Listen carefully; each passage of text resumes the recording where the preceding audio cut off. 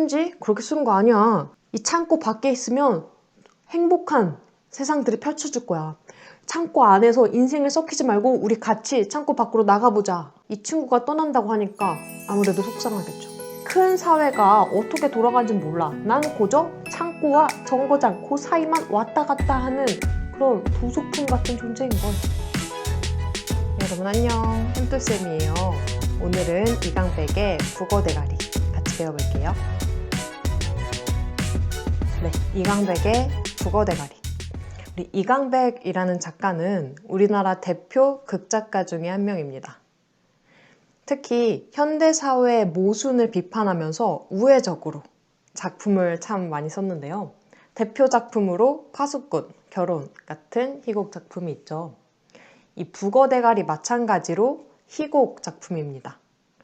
우리 지금까지 시조, 시, 수필 굉장히 다양한 갈래 작품들을 배웠죠. 오늘은 그 다양한 갈래 작품 중에서도 희곡 작품 중에 하나를 대표적으로 선정해서 이렇게 배워보는 시간을 갖도록 할게요. 그래서 이 작품의 갈래는 희곡이죠. 희곡. 희곡의 뜻은 연극 대본이란 뜻이에요. 시나리오는 영화의 대본이죠. 이 희곡은 연극의 대본이야. 연극의 대본이니까 당연히 이 북어대가리라는 연극도 존재하겠죠. 아마 잘 찾아보면 연극도 볼 수 있는 기회가 있을 거예요. 한번 기회가 된다면 그 연극을 한번 보고 또 이 작품을 배우면 더 이해하기 훨씬 수월하겠죠. 네. 아무튼 이 희곡 작품이기 때문에 무대 상연을 전제로 하고 있어. 그러면 이 무대 장치 역시 중요하겠죠. 이 북어대가리라는 작품의 무대 장치에도 굉장히 중요한 의미가 있습니다. 이 북어대가리는 창고에서 진행되는 이야기예요. 그러니까 무대 배경 자체가 창고라는 거야. 연극을 보면 어떻게 돼 있냐면 크게 배경이 막 바뀌지 않거든요. 계속 창고 안에서만 벌어지는 이야기가 나와. 그 창고는 어떻게 생겼냐면 그 우리 택배 시키면 막 이렇게 노란색 이렇게 상자들이 막 배송이 되죠. 그런 상자들만 빽빽하게 해서 막 쌓여 있는 거야. 아무튼 그렇게 빽빽하게 네모난 상자로 빽빽하게 채워진 그런 창고가 이 작품의 배경이에요. 그리고 창고 안에는 누가 있죠? 창고지기가 있겠죠. 창고를 관리하는 사람이 있을 거 아니야. 이 작품의 주요 인물은 바로 그 창고를 관리하는 창고지기 2명이 등장합니다. 그 창고지기 2명의 이름은 한 명은 장, 한 명은 장이라는 인물이고 또 다른 한 명은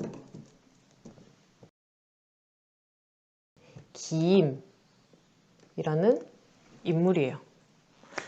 근데 좀 이름이 조금 이상하게 느껴지지 않아? 장, 김. 사실은 이 장, 김이 이 사람의 진짜 이름이 아니에요. 엥? 뭔 말이죠? 이 장, 김, 이거는 이 사람들의 성을 길게 발음한 거예요. 장, 땡땡이라는 뭐 땡땡땡일 수도 있고 아무튼 장이라는 성씨를 가진 사람이고 김이라는 성씨를 가진 사람인데 그 사람들의 이름을 불러주는 대신에 그냥 그 성을 길게 발음해주고 있는 거야. 장, 김 이렇게. 그러면 왜 이름을 부르지 않고 이 사람의 성만 따서 별명처럼 장, 김 이렇게 불러주냐라고 한다면 그것에도 또 의미가 있겠죠? 여기서 현대인의 익명성을 알 수 있죠.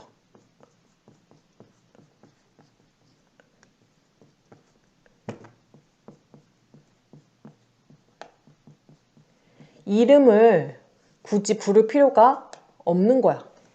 그냥 장, 김이라고만 불러도 되는 거야. 그만큼 소통이 단절돼 있다는 거지.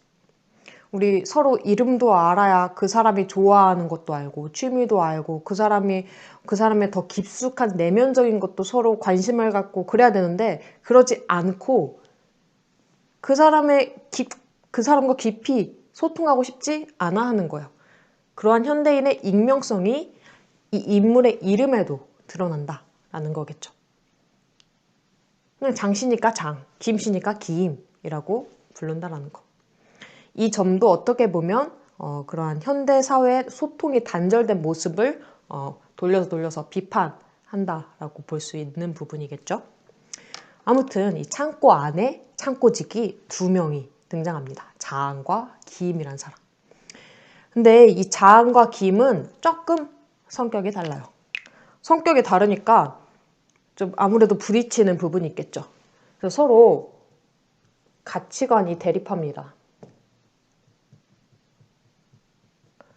어떻게 가치관이 대립하는지 한번 작품 속에서 볼게요. 교과서에 실린 작품을 보니까 절정 부분부터 실려 있어요. 자항이 편지를 쓰는 부분부터 적혀 있죠. 근데 그거를 보기 전에 일단 앞부분의 줄거리부터 간단하게 짚고 넘어갈게요. 자항과 기임은 트럭에 상자를 싣고 내리는 일을 하는 창고직이다. 그쵸? 이 두 인물은 창고를 관리하는 창고직이라고 했어요. 자항은 매사에 꼼꼼하게 일을 하지만 자항은 좀 꼼꼼한 성격이에요. 기임은 대충 일을 하고 일에 열의를 보이지 않는다. 기임은 좀 자항과는 달리 좀 대충 일을 하는 스타일이래요.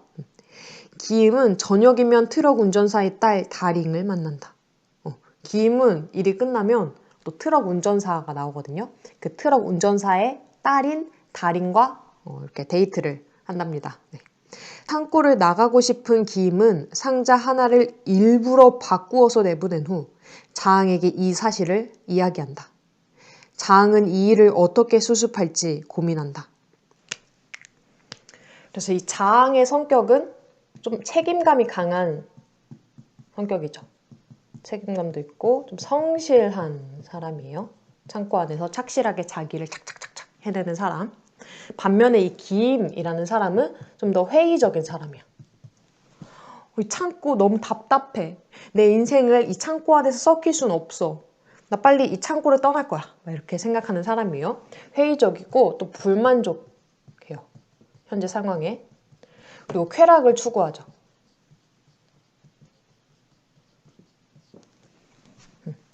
이런 성격이라는 거. 그래서 서로 가치관이 다르기에 서로 대립을 합니다. 창고를 잘 지키려고 하는 사람, 창고를 벗어나려고 하는 사람.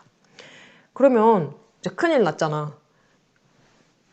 자항은 열심히 하나하나 꼼꼼하게 한 번도 실수 안 하고 탁탁탁탁 그렇게 일을 했던 사람인데 그거를 기임이 하나 상자를 몰래 바꿔버렸어. 그리고 그 사실을 기임이 말했기 때문에 알게 되었죠. 그래서 이제 부랴부랴 자항은 그 상자를 잘못 배송한 그 주인에게 편지를 쓰게 됩니다. 이제 그 뒷부분부터 한번 같이 읽어보도록 할게요. 주인님, 전 상자가 바뀐 줄도 모르고 트럭에 실어보낸 저의 태만과 그것으로 생길 모든 결과에 대하여 창고 지기인 저에게 그 책임이 있음을 고백하오니 이렇게 나오죠. 그만큼 내 잘못이 이렇게 크다라고 느끼고 있어. 책임감이 엄청 강한 성격이란 걸 이 부분에서 알 수 있죠. 기임이 그걸 옆에서 탁 지켜보는 이렇게 얘기하죠. 야, 편지? 그렇게 쓰는 거 아니야. 편지는 쉽게 써야지. 라고 합니다. 근데 아랑곳 안 하고 자항은 계속 얘기하죠. 저의 잘못을 침묵 속에 덮어두지 마시옵고 차라리 드러내어 심히 꾸짖으소서. 차라리 내 잘못 꺼내가지고 막 저 꾸짖어 주세요. 저 막 질책해줘서 괜찮습니다. 라고 하고 있어. 뭔가 차라리 저를 막 혼내는 게 저 입장에선 내 입장에선 더 마음이 편할 것 같아요. 라고 얘기하고 있죠. 엄청 결벽에 가까운 정도로 엄청나게 책임감을 갖고 있어요. 그것만 이 깊은 불안에서 저를 벗어나게 할 것이옵니다. 라고 막 제가 대역 죄인입니다. 막 이렇게 얘기를 하고 있어요. 그걸 보니까 이제 기임 입장에서는 좀 탐탁지 않을 것 같아. 그래서 탐탁지 않아가지고 기임은 이때 침대에 이렇게 앉아있거든요. 자기 침대에서 이렇게 내려와서 이제 식탁에 앉아있는 자항에게 다가가죠. 나도 상자 주인한테 편지를 보내야겠다. 부를 테니 받아 써볼래? 라고 얘기하니까 자항, 그래, 불러봐. 이제 기임이 한번 편지를 쓰는 거 한번 봐봐요. 사실은 상자를 바꾼 건 제 친구가 아니라 저울씨다. 제 친구에게는 아무 잘못이 없으니 벌을 주시려거든. 저에게 주십시오. 이제는 자항 책임이 아니라 내 책임이에요 라고 말을 하고 있죠. 뭔가 자신이 책임을 지려고 하기는 해요. 야, 잠깐. 벌이란 말은 빼라. 난 벌 받는 건 싫으니까.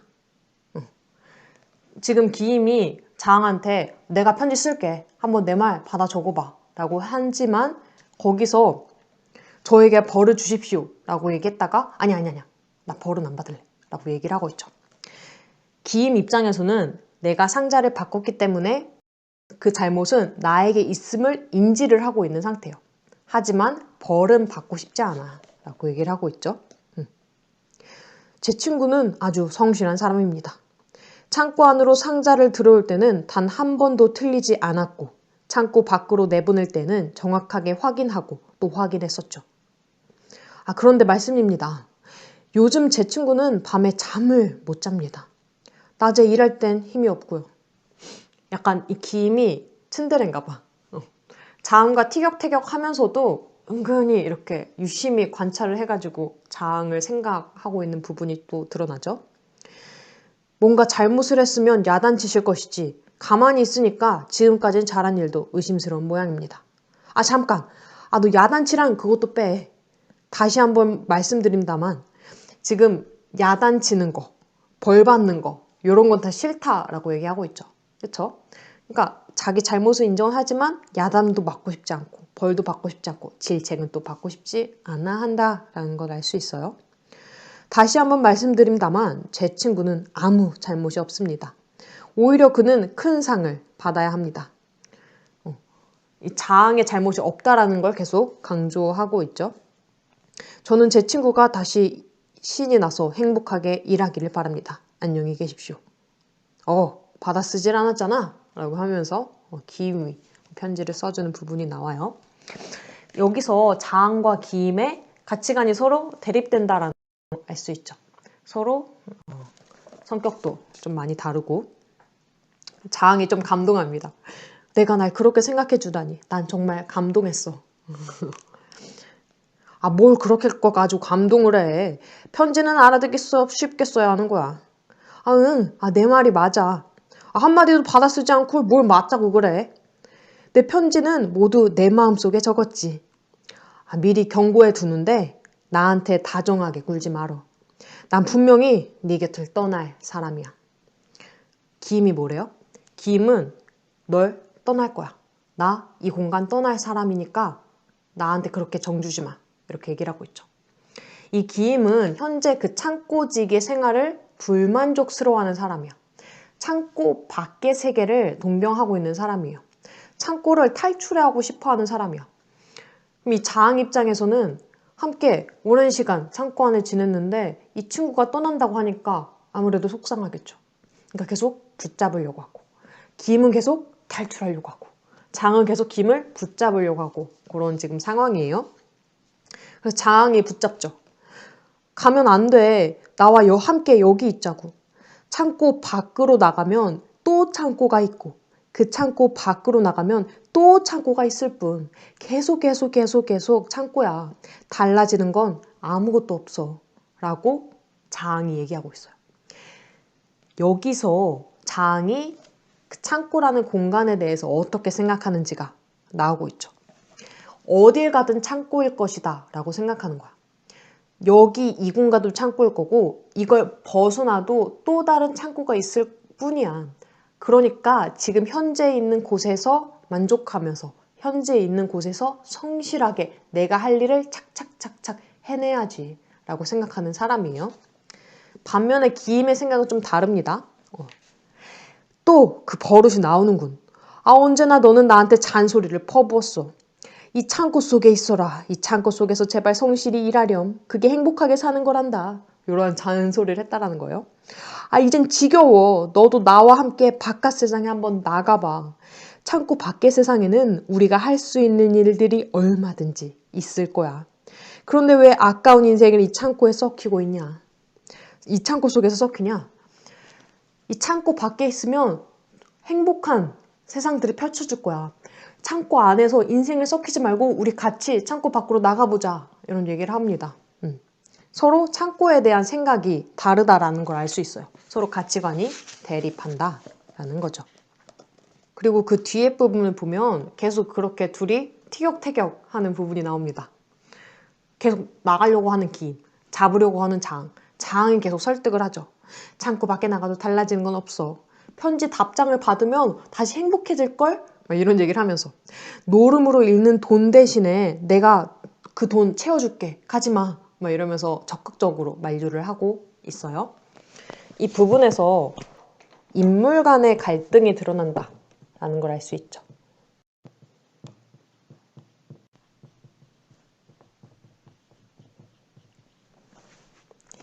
인물 간의 내적 갈등 혹은 인물과 사회의 갈등 이런 게 아니라 자앙과 기임이라는 각각 인물과 인물끼리의 갈등을 보여주고 있는 부분이에요.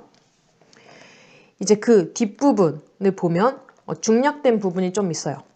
중략 부분의 줄거리 같이 또 보고 넘어가죠. 새벽이 되자 트럭 운전사는 다링을 트럭에 태우고 창고에 온다. 오잉? 지금 새로운 인물이 좀 등장하죠. 트럭 운전사라는 사람이랑 다링이라는 사람이 등장을 해요. 이 다링은 트럭 운전사의 딸입니다. 트럭 운전사는 이 둘이 창고 직이라며 창고에서 운반을 이렇게 하면 그 창고까지 상자를 실어 날라주는 그런 사람이에요. 그 창고까지 상자를 실어 날라주고 또 실어 가는 그런 사람을 우리 트럭 운전사라고 합니다. 여기서 운전수와 그의 딸 다링이 등장하죠.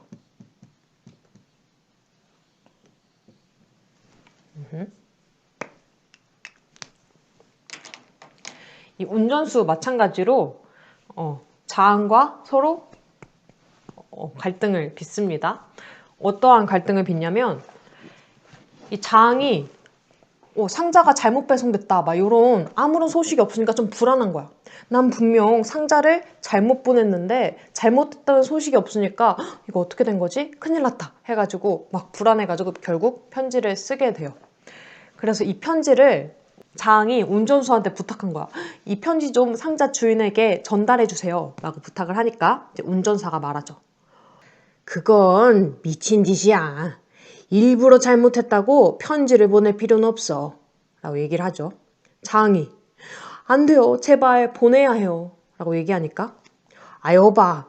내가 상자들을 운반하고 다니니까 상자 주인과 통할 수 있다고 생각한 모양인데 그건 그 착각이야. 난 말이야. 뭐가 뭔지도 모르고 그냥 싣고 왔다가 그냥 실어 가는 거라고. 이 운전수라는 사람은 창고에 있는 상자를 실어다가 바로 그 상자 주인한테 전달해 주는 게 아니라 또 그 중간 거처 지점이 있어요.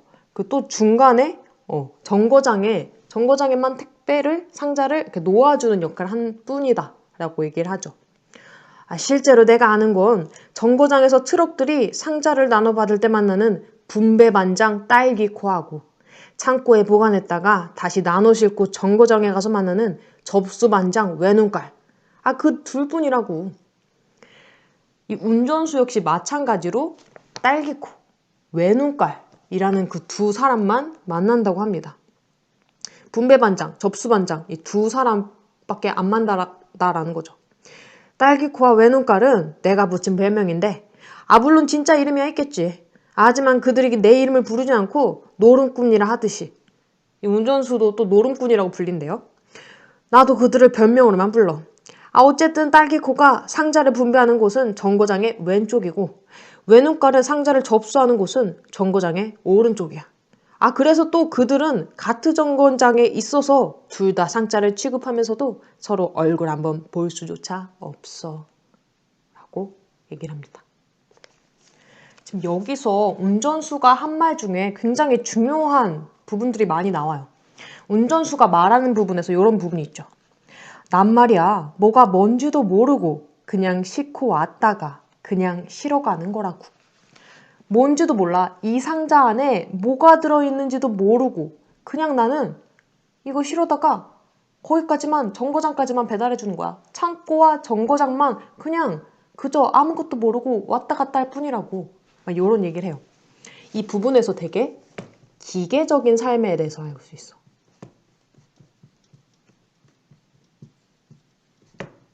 그리고 인간은 그런 기계 하나의 부속품처럼 행동하는 거죠.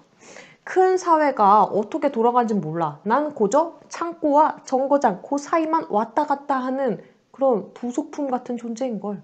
나는 그거 밖으로는 몰라.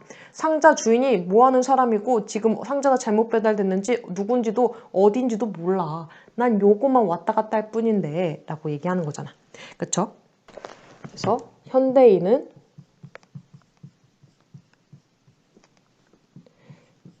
기계 부속품이다. 이런 얘기를 운전수의 대사에서 알 수 있어요. 또 알 수 있는 거는 익명성에 대한 얘기죠. 파란색으로 적어볼까요? 익명성.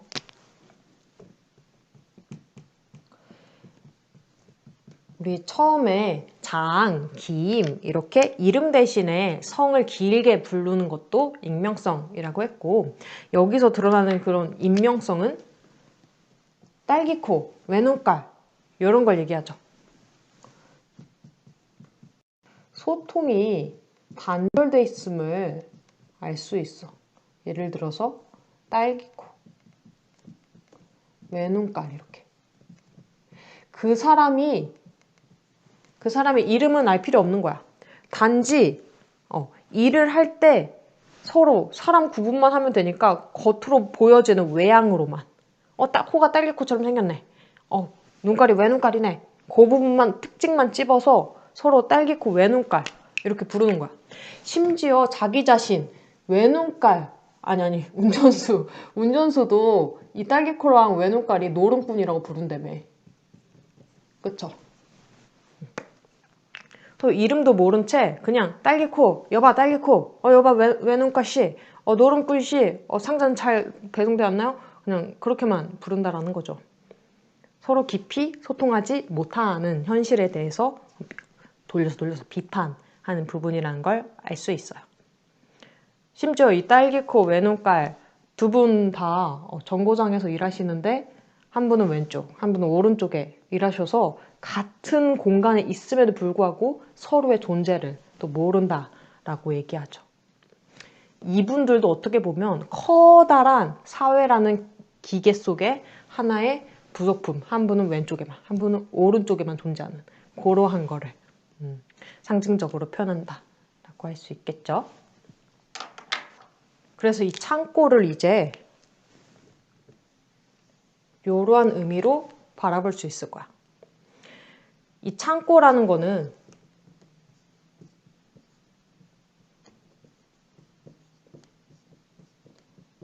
산업사회 속에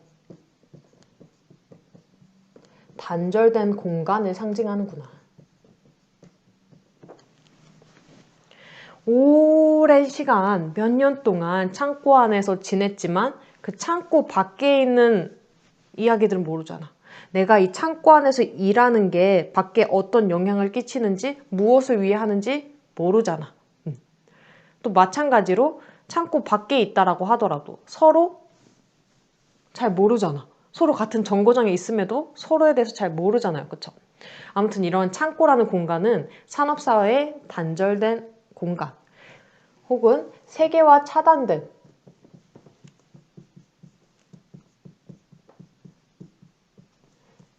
밀폐 공간을 의미한다 라고 볼 수 있는 거예요. 창고. 그래서 지금 이 사람들은 전부 이러한 창고에 갇혀 지낸다라는 거겠죠. 그래서 여기에 등장하는 이 사람들은 다 이렇게 창고 같은 그런 단절된 공간 안에서 생활하는, 지내는 부속품처럼 살아가는 사람들을 얘기한다. 할 수 있겠죠?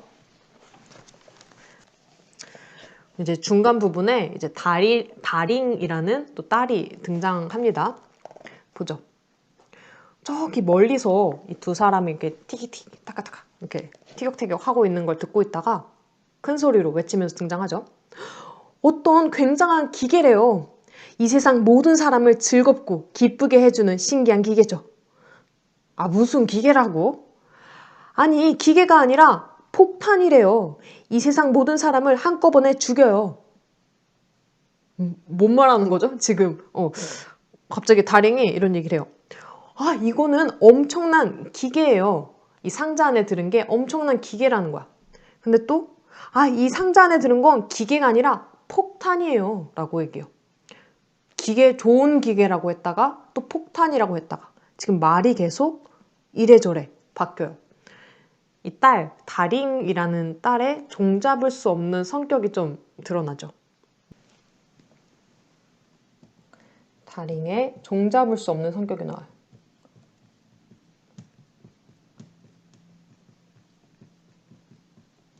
막 좋은 기계라고 했다가 갑자기 또 폭탄 막 이런 얘기를 꺼내고 있죠. 그래서 지금 이상한 말을 하는 그런 딸의 얘기를 듣고 이 운전사가 좀 얘기를 하죠. 도대체 무슨 소린지 모르겠네. 어쨌든 상자 속의 부속품으로 뭘 만든지는 알 수는 없어. 이 부속품으로 폭탄을 만들 수도 있고 혹은 좋은 기계를 만들 수 있어. 어떤 걸 만드는지는 우리는 몰라. 만약 폭탄을 만든다면 오히려 상자가 바꿔진 것이 사람들의 목숨을 살릴 테니까 잘된 일이잖아 하면서 장의 편지를 허공에서 이렇게 찢습니다. 좀 장은 충격받았겠죠? 열심히 적었는데. 여봐, 자는 배짱이 너무 약해. 여기 뒷부분 이제 중요합니다. 이 조그마한 창고 속에서 모든 걸 성실하게 잘했다는 것이 창고 밖에서는 매우 큰 잘못이 된다고 생각해봐. 그럼 상자 하나쯤 틀렸다고 안절부절하진 않을 거야. 자항은 조그마한 창고 안에서 성실하게 자기가 맡은 임무를 책임감을 다해서 차곡차곡 이렇게 잘 해던 사람이었어. 근데 그가 그렇게 했던 행동의 결과물이 창고 밖으로 나갔을 때 안 좋은 결과를 초래한다면? 자항은 그저 내 일을 열심히 한 것 뿐인데 이것의 결과로서 불러오는 사회 영향은 나쁜 것이라면?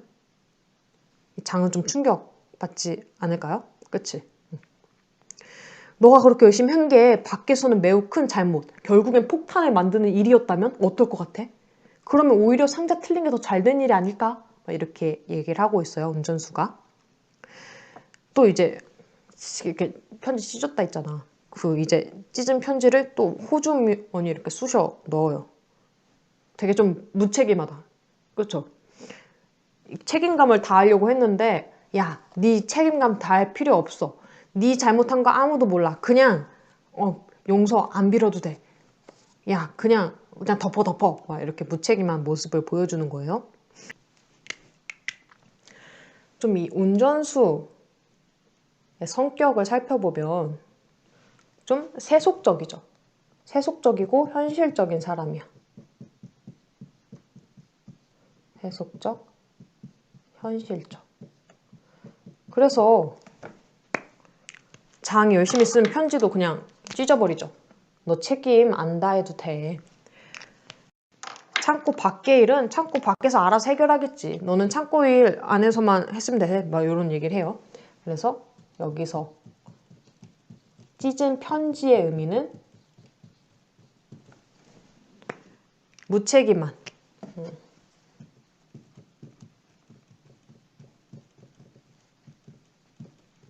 사회의 모습을 상징적으로 드러낸다 라고 할 수 있겠죠.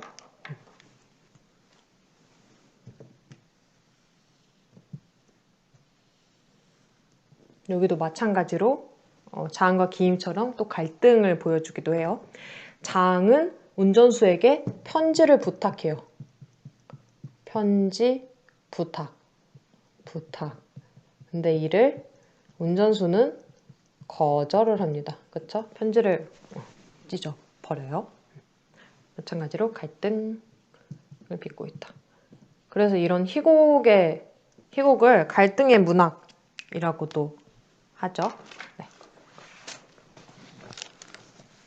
그러면 이어서 볼게요. 장은 끝까지 책임감을 다하려는 모습을 보이죠. 미련을 계속 두고 있어요. 손에 들고 있는 서류를 가리키면서 그렇다면 이런 서류들은 뭡니까?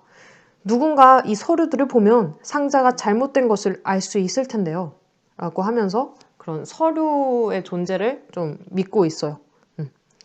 근데 운전사는 자음과 달리 서류를 신뢰하지 않습니다. 서류가 완전하다고 믿는 건 바보들 뿐이지. 좋은 예가 있어. 내 아내는 옛날 죽었는데 사망 신고를 안 했거든.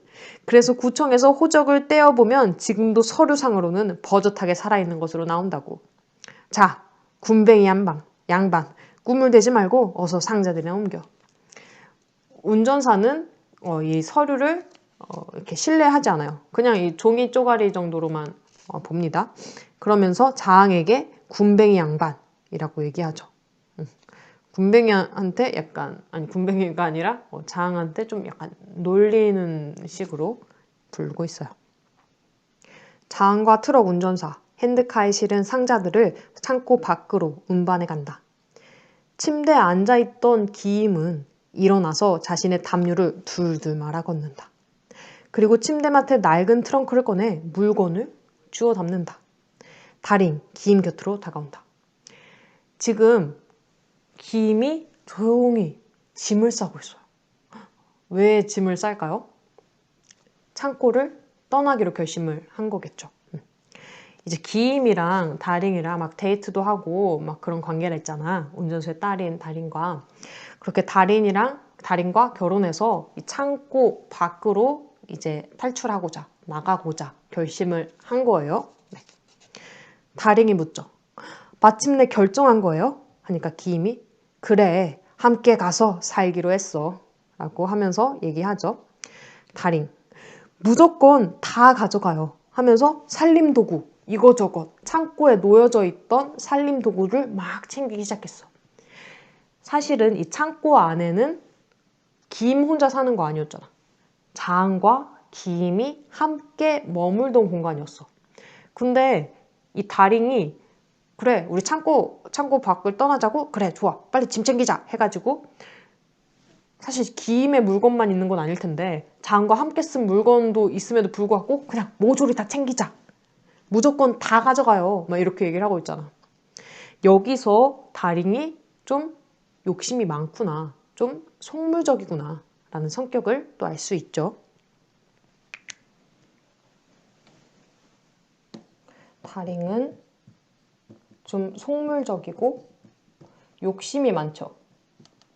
다 챙겨가자 라고 하죠. 자항에 대해서 배려하는 모습을 딱히 보여주지 않고요. 이 부분에서 알 수 있는 거는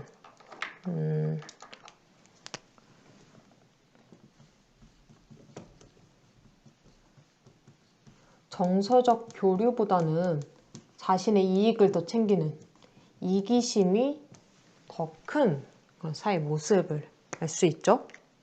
물질에 매모된 그런 사회의 모습을 비판하고자 한다. 이러한 인물들을 통해서 라고 할 수 있습니다. 이제 기임이 달인과 함께 짐을 싸면서 창고를 떠날 막 준비를 해. 그럼 이걸 바라본 자항은 어땠을까요? 좀 충격받았겠죠. 짐이라니? 정말 가는 거야? 이렇게 갑자기? 막 이렇게 깜짝 놀라서 가지마 이렇게 막 붙잡습니다.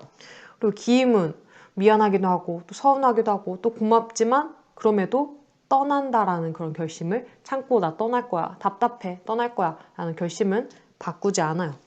계속 기임과 자항이 얘기를 하는 부분이 나오고요. 그 뒷부분에 이제 이별하기로 했으니까 둘이 이별의 의미로 선물을 주고받아요. 이 장의 성격은 좀 꼼꼼한 성격이랬잖아. 이 장은 사실 그 전부터 좀 이별의 선물을 준비해두고 있었어요. 스웨터를 기임에게 이별의 선물로 이렇게 주고, 기임은 안 그럴 것 같죠? 기임은 미리 이별의 선물을 딱히 준비해 놓진 않았어.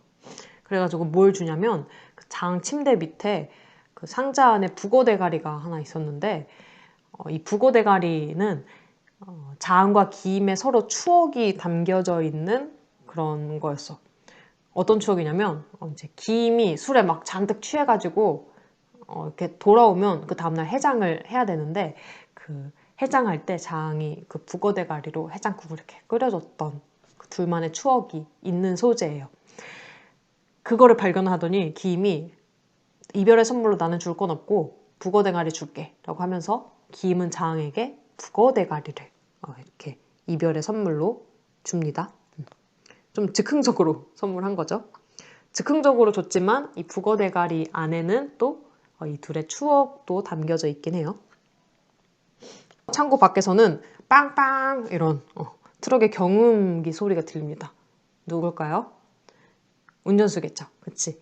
다링의 아버지가 야 늦었어 빨리 나와 기임 다링 빨리 나와 빨리 창고 떠나자 이렇게 재촉을 합니다. 장이 이제 마지못해 대답을 해요. 잘 가서 행복해 하면서 마지못해 보내주고 있어요. 기임이 이 창고 앞에 상자들은 어쩔 거야? 내가 좀 창고 안에 옮겨주고 갈까? 하니까 장 괜찮아 나 혼자서도 할 수 있어 하면서 마지막까지 끝까지 서로 배려하는 모습을 보여주고 있어요. 이 장과 기임 되게 막 티격태격하고 막 싸우는 것 같지만 서로 알게 모르게 엄청 배려하고 되게 애틋한 관계죠, 둘이. 그리고 창고 밖으로 떠나는 것이 즐겁다는 기임의 환호성이 들린다. 이제 이 창고 밖을 떠나게 된 기임이 막 야호 와우 막 이런 환호성을 지른대요.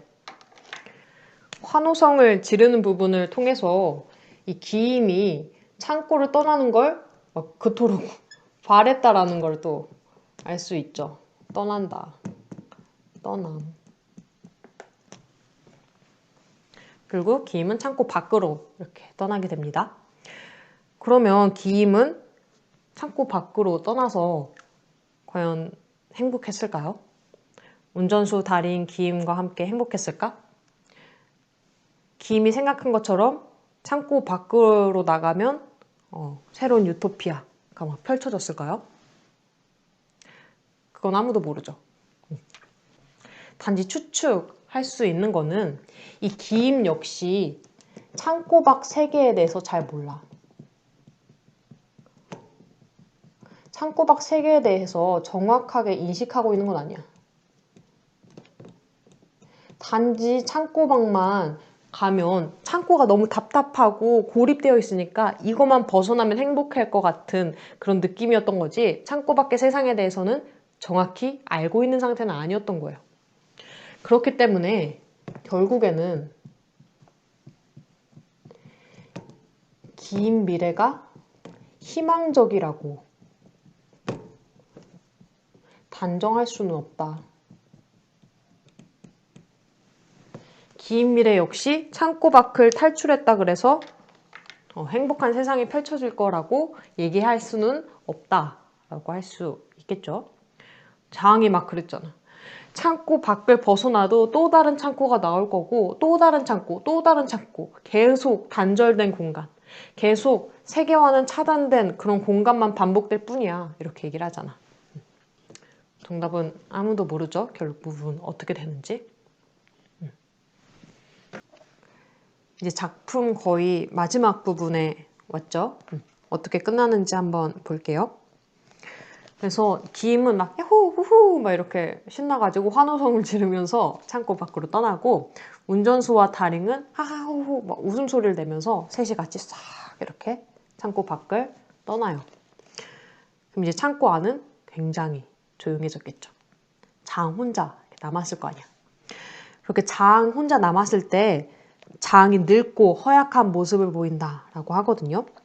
그렇게 자항의 늙고 허약한 모습은 자신의 일이 과연 어떤 의미를 가진지 모르고 그저 그렇게 살아온 현대인의 좌절감이라고 할 수 있어. 나는 나름대로 열심히 살았고 내가 주어진 일에 최선을 다했고 책임감을 가지며 살았는데 뭐지? 나는 왜 이 일을 한 거고 이 일은 사회에 어떤 영향을 미친 거고 나는 무엇을 위해서 이렇게 일한 거지? 이런 생각이 든 거야. 난 결국 홀로 이렇게 남게 되었잖아. 난 뭐 때문에 그렇게 일을 한 거지? 이러한 현대인의 좌절감을 표현한 부분이다 라고 할 수 있겠죠. 그리고 덩그러니 이제 기임이 장한테 북어대가리 하나 남겨두고 갔잖아. 이 작품의 제목이기도 하죠.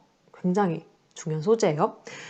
장이 그러하게 식탁 위에 이렇게 덩그러니 남겨진 북어대가리를 보고 이제 얘기를 합니다.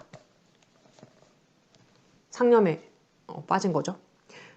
그래, 나도 너처럼 머리만 남았군. 그저 쓸쓸하고 허무한 생으로 가득 찬 머리만 덜렁 남은 거야. 라고 하면서 북어 대가리를 이렇게 쳐다봅니다. 북어 대가리는 북어가 아니라 북어의 대가리죠. 북어의 머리만 얘기를 하는 거야. 사실 생선을 먹을 때 우리 머리 말고 몸통을 먹잖아. 좀 의미 있고 유용한 부분이 아니라 단지 머리만 나타나는 거야. 이 머리라는 거는 우리 생각을 머리로만 하지. 그치? 머리로 하자, 생각을. 실제 유용하고 쓸모 있는 존재가 아니라 오로지 생각만 가득 찬 북어 대가리처럼 쓸모없지만 생각만 가득 찬 그런 북어 대가리 모습이 꼭 내 모습 같아. 이렇게 생각에 빠지게 된 거죠. 그죠? 또 북어 대가리면 이렇게 바싹 말라 있잖아요. 그치? 그러니까 뭔가 쓸쓸하고 허무하고 바짝 말라있는 머리만 남아있는 모습이 꼭 내 모습 같은 거야. 되게 허무함을 느끼고 있죠. 지금 이 자항의 독백이 마지막 부분에 나오는데 이 자항 독백 부분에서 이 자항의 의식이 또 어떻게 변화하는지 또 알면 좋을 것 같아요. 처음에는 좀 허무한 감정을 느끼죠. 허무. 이따가 이거 의식 변화는 여기다가 이따 같이 몰아서 적을게요. 북어 대가리의 의미 적으면서. 말해보렴. 내 눈엔 내가 어떻게 보이는지.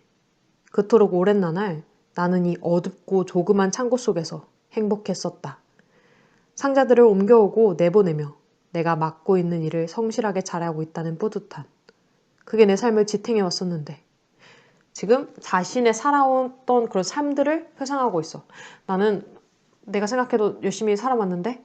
라고 하면서 처음엔 허무한 감정, 그리고 이제 회상을 하죠. 내가 어떻게 살아왔는지. 그러나 만약에 세상이 엉뚱하게 잘못되고 있는 것이라면 이 창고 속에서 성실함이 무슨 소용이 있는 거지? 나는 열심히 살았는데 내 열심히 아무리 살아도 세상이 잘못 돌아가고 있는 것이라면 나 왜 뭐하러 이렇게 성실하게 살았지? 라고 하면서 회의감을 느끼고 있어. 허무, 회상, 회의까지 나가고 있죠. 의식이 변화가. 북어 대가리야. 왜 말이 없냐? 멀뚱멀뚱 바라만 볼 뿐. 아, 왜 대답이 없어? 라고 하면서 북어 대가리를 식탁에 착 이렇게 내려놔요. 화가 났나 봐. 아니야. 내 의심은 틀린 거야. 덜렁 남은 머릿속 생각만으로 세상이 잘못된다고 판단해서는 안 돼. 나 이렇게 생각하는 거 잘못된 거야. 그러지 않아. 그치? 나는 원래 살았던 것처럼 성실하게 살아야지 하면서 다시 다짐을 합니다. 혼자 또 열심히 또 서류를 보면서 상자를 보면서 또 열심히 일하기 시작하죠. 제자리에 상자들을 옮겨 놓아라. 정확하게 쌓아. 틀리면 안 돼. 단 하나의 착오도 없게. 절대로 틀려서는 안 된다 하면서 스스로를 다시 안 돼. 이런 상념 빠지면 안 돼. 이렇게 생각만 가득 찬 그런 북어 대가리 같은 생각하면 안 돼. 다시 성실하게 살아야지 하면서 다짐하고 있는 모습으로 나아가고 있어요. 허무, 회상, 회의, 다짐 이렇게 의식이 변화되고 있죠.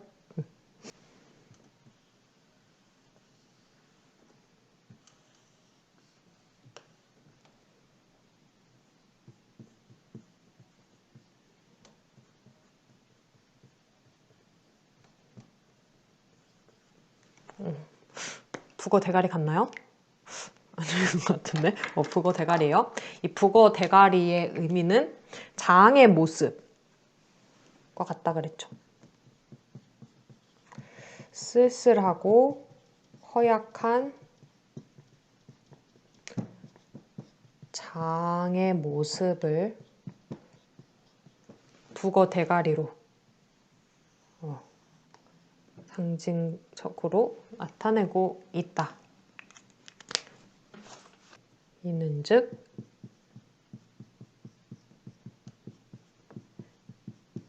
훼손된 현대인의 삶을 의미한다 라고 할 수 있겠죠. 북어 대가리. 그리고 장의 의식 변화 부분도 나와요. 처음에는 검은색으로 적을까요? 처음에는 뭔가 허무했어. 허무했다가 나 과거 열심히 살았던 내 모습을 돌아봤다가 나 뭐하러 그렇게 산 거지? 회의감을 느꼈다가 그리고 또 이제 다시 성실하게 살 것을 다짐을 하고 있죠.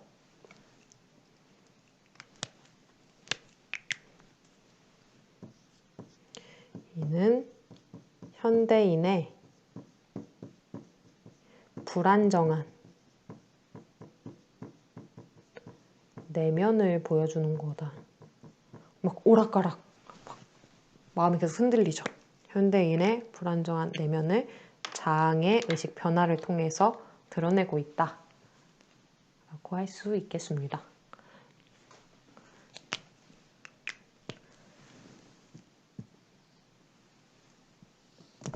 그래서 이 글의 주제는 방향성을 잃은 채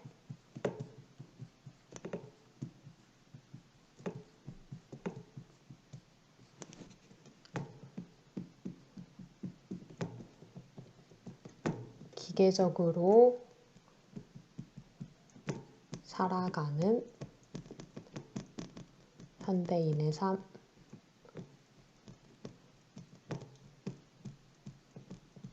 삶과 또 인간 소외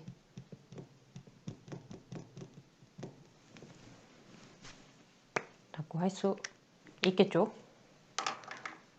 내가 나아가고자 하는 방향, 무엇을 위해 일하는지 모르는 채 그저 내 눈앞에 보이는 기계의 부속품처럼만 살아가는 그런 현대인의 모습과 인간이 소외된 그런 사회의 모순을 비판적으로 드러내고 있는 작품이었습니다. 네, 오늘 이강백의 북어 대가리라는 희곡 작품 같이 살펴보았습니다. 이 북어 대가리 작품의 특징을 또 몇 가지 조금 살펴보고자 하는데요. 일단 첫 번째로 특정 공간 내에서 사건을 전개하고 있다. 창고라는 특정 공간 내에서 사건을 전개하고 있죠. 또 상반된 가치관을 지닌 인물을 통해 주제를 부각한다. 이 자항과 기임이라는 상반된 가치관 지닌 인물이 등장을 했어요. 또 상징을 통해 현대 산업의 문제를 우회적으로 비판한다. 북어 대가리, 창고, 찢은 편지 이렇게 다양한 상징을 통해서 현대사의 문제를 돌려서 우회적으로 비판을 하고 있죠. 네.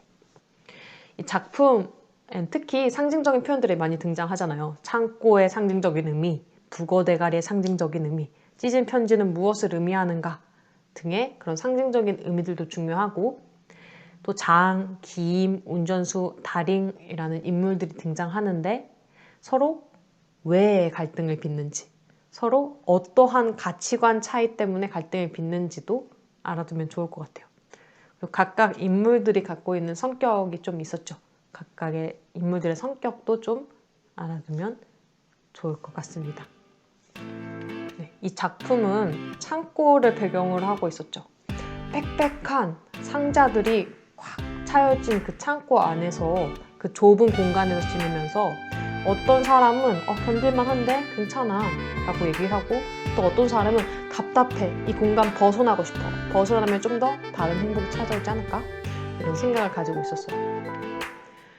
작품을 읽으면서 사실 이거는 창고지기만의 이야기는 아닌 것 같아요. 그치? 이 작품 자체가 상징성을 띠고 있다라고 했잖아. 어쩌면 이 창고 안에 있는 창고지기의 이야기들은 이 사회를 살아가는 우리들의 모습일지도 모르겠어. 여러분은 어떠한 창고 속에서 살아가고 있나요? 혹은 그러한 창고를 벗어나기 위해서 노력을 하고 있나요? 어떤 게 옳고 또 어떤 게 그른지는 잘 모르겠어요. 창고 안에 있는 게 행복한 건지 창고 밖의 세상으로 나아가는 게 진정한 행복을 찾는 건지 아무도 모르는 현실, 그냥 그 자체만으로 작품은 사회의 모순점을 비판하고자 하는 것 같습니다. 네, 오늘도 여러분 강의 듣느라 정말 수고 많으셨고요. 한 컷 문학으로 마무리할게요. 안녕.